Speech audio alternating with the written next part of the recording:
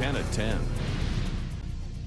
It's cold out now, but these shoppers were making a grocery stop tonight rather than waiting until tomorrow when it's going to be even colder. Good evening, everyone. Thanks so much for joining us tonight. I hope it's warm where you are. There is no avoiding it. We're going to be seeing the coldest temps of the season this weekend. Let's find out from Hutch Johnson where the thermometer says now and what we can expect it to say tomorrow morning. Hutch? Mike, thank you. As we head to bed tonight in the FM area, 4 below, 11 below, a pretty common reading. Up to the north, Thief River Falls, Crookston, and Grand Forks, all at that same reading. Sisseton and Wapton holding on to above zero readings, as is Oaks, with the most brisk wind chills right now in the northwestern quadrant of Minnesota. The entire viewing area under a wind chill advisory through Sunday, and we're not expecting temperatures to rise above zero until next week. So please remember to pack a survival kit in your vehicle. That should include things to stay warm, like blankets, or if your engine quits, you may even need candles and matches. So keep those things in mind. We're going to be in the teens below zero to start our day tomorrow, and it gets even colder the next 2 mornings for Sunday morning and Monday morning. I'll have all the details in your hour-by-hour forecast, but just suffice it to say, dangerous cold is taking hold. And we need to take it easy. You bet. All right, thanks. Have you seen these ads before? They are from North Dakota Quits. They offer hope to people who want to kick the habit. But as Valley News Team's Cornelius Hocker shows us, one woman who's trying to utilize the resource is running into roadblocks. North Dakota puts it on TV, I don't know how many times a day, to quit smoking. But they don't help you do it. Marie Meyer is frustrated. Meyer says she's followed all the necessary steps in order to get Chantix, the medication she needs to quit smoking. I want to see North Dakota Medicaid actually follow through with what they promise when they say join the North Dakota Quit line, and then you join it and you follow all the rules, and then they still do not give you the medication that they told you that they would give you. The ordeal with Medicaid not approving payment for her Chantix has turned into a months-long waiting game. We were unable to get in touch with anyone from North Dakota Medicaid, but North Dakota Quits was able to explain their part in helping people like Meyer.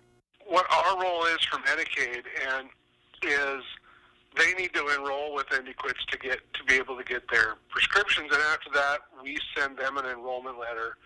They get a prescription from the doctor. They go to the pharmacy, and then they can get their prescription. Sarvat says if Meyer has done everything right, her issue is an easy fix. Sometimes the system holds them up, and it's usually not us. It's Medicaid, and I'm not trying to pass the blame. I mean, it's usually the Medicaid angle. But I work with Medicaid. I mean, I have people to call, and we can usually get this straightened out. For Meyer, who suffers from MS, getting this issue figured out sooner rather than later could be the difference between how she lives out the rest of her days. I need Chantix. When I had Chantix before, within a week, I had quit smoking. Cornelius Hawker, Valley News Live. We passed along Meyer's contact information to North Dakota Quits so they can look into her situation. If you or someone you know is trying to kick the habit of smoking, look for this story on valleynewslive.com, where you'll find contact information for those resources. Minnesota Governor Mark Dayton unveiled his jobs bill today, calling for $1.4 billion in borrowing for 113 projects around the state of Minnesota. The governor said he had considered 282 requests totaling $3.7 billion, but decided the state is only able to fund 113 projects. The governor said he wants money for clean water infrastructure improvements around the state, along with rail safety improvements and public safety improvements. We had $3.7 billion of bonding requests. Over 90% of them good projects, ready to go, and at my proposal, $1.4 billion, we'd only be able to fund 37% of them. Dayton adds that higher education is also a major priority of his. Minnesota State University Moorhead is in the books for a little more than $5 billion in building renovation and remodeling.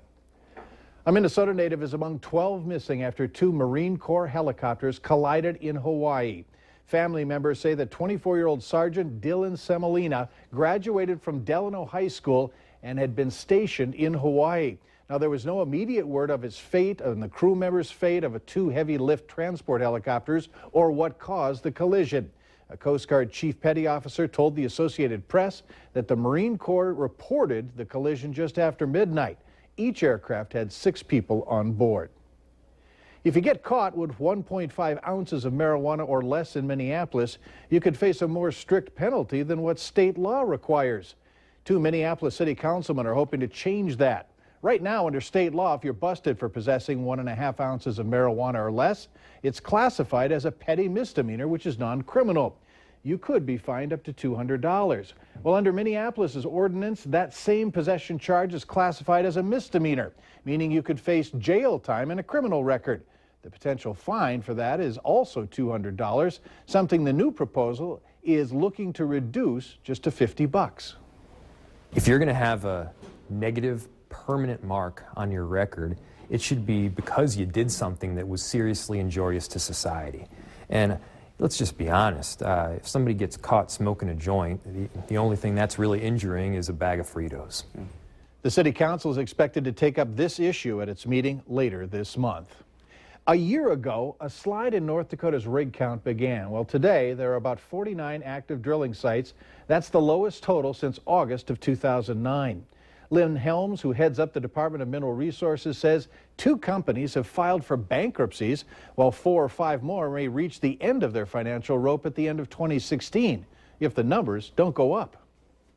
Everybody is really scrambling at this point to figure out what to do with their business and how to maintain cash flow and maintain production. On the bright side, Helms says production has gone up 1% despite the lower rig count. It was certainly another bad day on the stock market, the Dow dropping 391 points, leaving the index down almost 1,500 points. The Nasdaq fell 2.4% to its lowest level since October of 2014.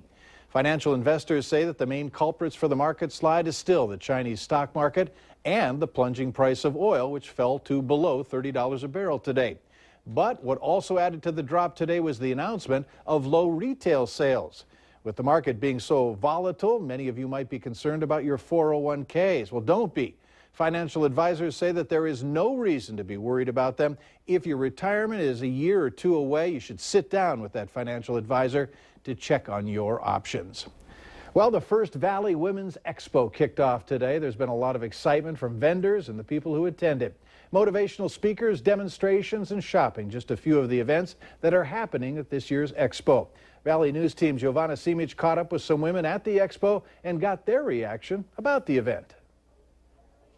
The blistering cold didn't stop people from attending the Valley Women's Expo at the Fargo Dome. We really wanted to come out just to have a ladies' night, get away from the kids for a night, pamper ourselves. For Friday and how cold it is outside, so many people showed up and with all smiling faces, interested and ready to learn new things, and it's been great. From cupcakes to wine and makeovers and massages, there's something for everyone to do, and that makes it hard to pick just one thing that you really like. I am enjoying everything, honestly. I don't even know how to pick favorites. I love getting to interact with all the people.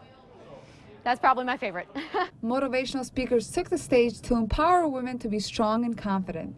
And people who attended liked that there is an event dedicated to women. I think as women, we give so much of our time to everybody else. So to have a night just for us and to focus on making ourselves better and spend that time for us is awesome. Some people are already thinking about next year. It's been a lot of fun today, and I can't wait for tomorrow, and I'm hoping to experience it again next year. Giovanna Simic, Valley News Live.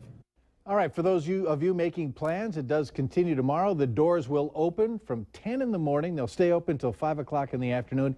You can find out the full schedule and ticket information on our website at valleynewslive.com.